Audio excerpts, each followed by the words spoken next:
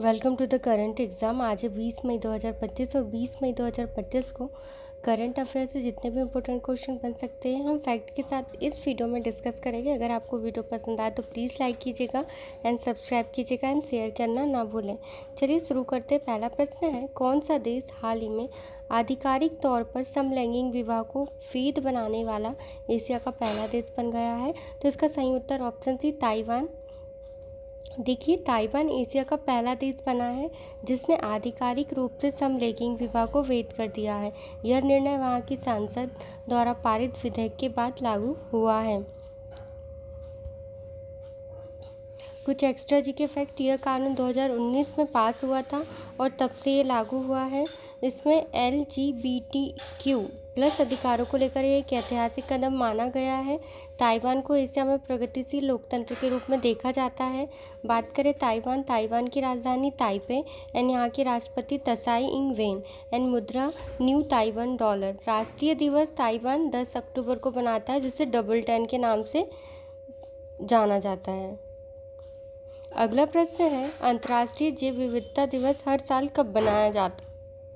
अंतर्राष्ट्रीय जैव विविधता दिवस हर साल 22 मई को मनाया जाता है। ये क्यों बनाया जाता है? इसमें 22 मई को हर वर्ष अंतर्राष्ट्रीय जैव विविधता दिवस मनाया जाता है क्योंकि इसका उद्देश्य होता है जैव विविधता के महत्व और संरक्षण पर जागरूकता को फैलाना। कुछ जानते हैं कि 1 मई को मजदूर दिवस मनाया जाता है। श्रमिक दिवस कुछ प्रमुख दिवस के रूप में 3 मई को विश्व प्रेस स्वतंत्रता दिवस मनाया जाता है। 4 मई को अंतर्राष्ट्रीय अग्निशमन सेवा दिवस मनाया जाता है। इसका उद्देश्य होता है फायर फाइटर्स के साहस और सेवा को सम्मान देना। 8 मई को विश्व रेड क्रॉस दिवस मनाया जाता है। इसका उद्देश्य रेड क्रॉस संस्था की सेवाओं का सम्मान करना। इस बार की थीम है everything we do comes from the heart. अगला दिवस है 7 मई को, जो कि विश्व अस्थमा दिवस के रूप में बनाया जाता है। ये हर साल मई के पहले मंगलवार को बनाया जाता है। इसका उद्देश्य होता है अस्थमा रोग के बारे में जागरूकता को फैलाना। इस बार की थीम है अस्थमा एजुकेशन एम्पावर्स। 11 मई को राष्ट्रीय प्रौद्योगिकी दिवस मनाया जाता है, नेशनल टेक्नोलॉजी डे इंडिया। इसका उद्देश्य होता है भारत की टेक्नोलॉजी में उपलब्धियों की याद करना। इस बार की थीम है from labs to lifes, technology for society. 12 मई को अंतर्राष्ट्रीय नर्स दिवस मनाया जाता है। इसका उद्देश्य होता है नर्सों की सेवा को सम्मान देना।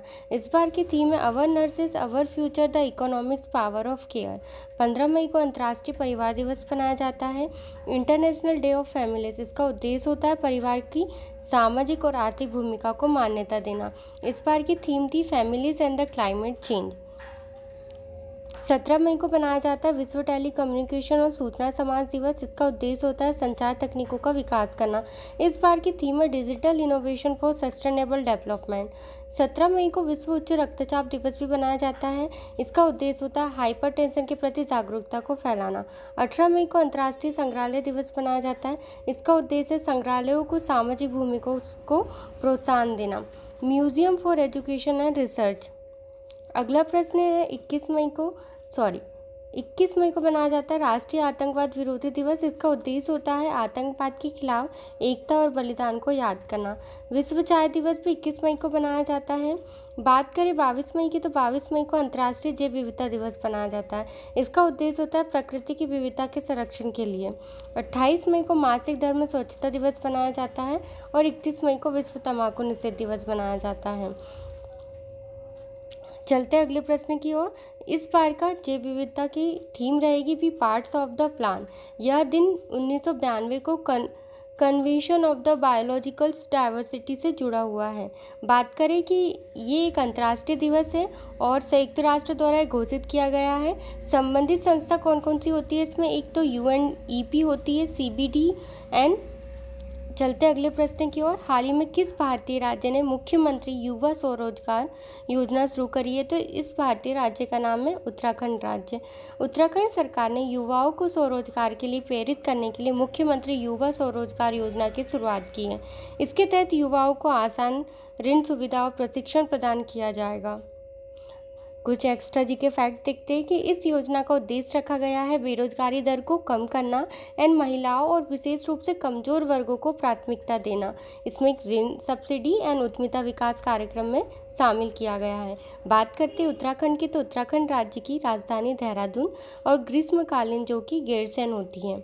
बात करें मुख्यमंत्री पुष्कर सिंह धामी और यहाँ के राज्यपाल गुरमीत सिंह है। मुद्रा भारतीय रुपया। अगला प्रश्न है, खबरों में रहा चाबहार पोर्ट किस देश में स्थित है?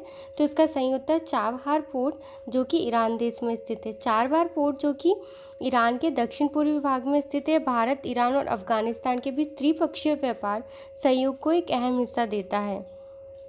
बात करें कुछ एक्स्ट्रा जी के फैक्ट की, तो भारत ने चाबहार के विकास में निवेश किया है। यह बंदरगाह चीन के ग्वादर पोर्ट का एक विकल्प है। यह भारत अफगानिस्तान के बीच व्यापार मार्गों को छोटा बनाता है। ईरान जो कि यहाँ की राजधानी तेहरान है, राष्ट्रपति इब्राहिम रईसी एंड मुद्रा ईरानी रियाल। राष्ट्रीय दिवस ईरान बनाता है 11 फरवरी को, जिसे इस्लामिक क्रांति दिवस के रूप में जाना जाता है। अगला प्रश्न एवं लास्ट प्रश्न है। वीडियो पसंद आए तो लाइक ज़रूर कीजिएगा। किस भारतीय व्यक्तित्व को हाल ही में WHO द्वारा ग्लोबल हेल्थ लीडर्स अवार्ड से सम्मानित किया गया है? तो इसका सही उत्तर डॉक्टर पूनम खेत्रपाल सी जी को किया है। देखो, WHO ने दक्षिण पूर्व एशिया के regional director doctor Poonam Khetrapal सी को ग्लोबल हेल्थ लीडर्स अवार्ड से सम्मानित किया गया है। उनका योगदान वैश्विक स्वास्थ्य नीति में एक महत्वपूर्ण रहा है। कुछ एक्स्ट्रा जी के फैक्ट देखते हैं। वे WHO की पहली महिला दक्षिण पूर्व एशिया क्षेत्रीय निदेशक है। उन्होंने यूनिवर्सल हेल्थ कवरेज पर कई प्रयास किए हैं। भारतीय प्रशासनिक सेवा की पूर्व अधिकारी रह चुकी है। बात करें भारत, यहाँ की राजधानी नई दिल्ली एंड यहाँ के प्रधानमंत्री नरेंद्र मोदी है। राष्ट्रपति द्रौपदी मुर्मू एंड मुद्रा भारतीय रुपया। राष्ट्रीय दिवस भारत 26 जनवरी को और 15 अगस्त को बनाता है। GI टैग से जुड़े कुछ उत्पाद जैसे बनारसी साड़ी, दार्जिलिंग टी एंड कटक फ्लीगी